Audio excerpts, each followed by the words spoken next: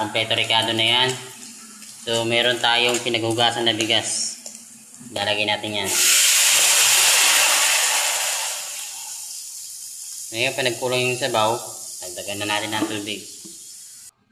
Ayun na guys, kumukulo na. Lagyan natin yung gulay.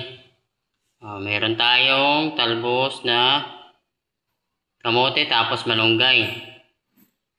Lagyan na natin yung malunggay tapos talbos ng kamote. Ito na guys, meron tayong nakuhang kamote sa bakuran natin. Ayan. Lalagyan natin yung kamote.